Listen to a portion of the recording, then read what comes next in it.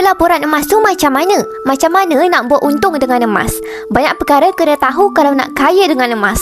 Tapi untuk memudahkan, saya ringkaskan 7 perkara yang paling asas yang kita kena tahu sebelum memulakan tabungan emas yang pertama. Pertama, emas tiada pendapatan. Simpanan emas tiada pendapatan bulanan ataupun tahunan macam dividen ASB ataupun tabung haji. Yang ada cuma beli harga rendah dan jual harga tinggi untuk dapatkan keuntungan. Kalau ada yang offer beli emas boleh dapat income bulan-bulan, itu petanda jelas yang ianya skim cepat kaya bertopengkan emas. Yang kedua, emas fizikal. Beli emas mesti dapat emas fizikal. Sama macam beli emas di kedai-kedai emas.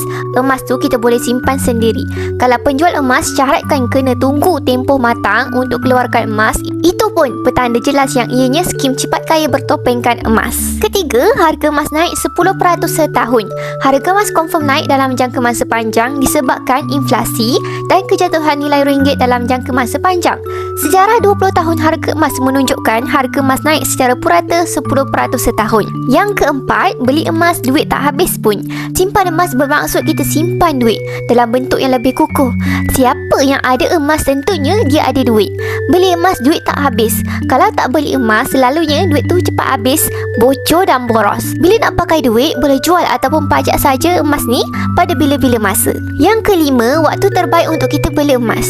Waktu terbaik beli emas ialah bila ada duit untuk simpanan jangka masa panjang sekurang-kurangnya 2 tahun dan ke atas. Bukan tunggu harga emas rendah.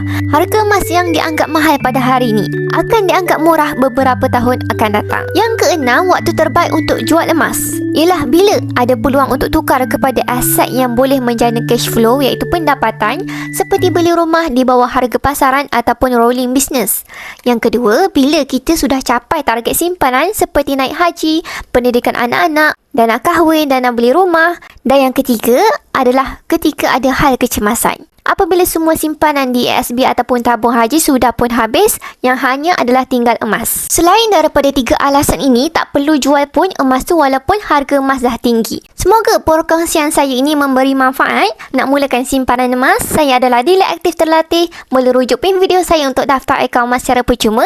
InsyaAllah saya akan bantu tumpuan sebaiknya.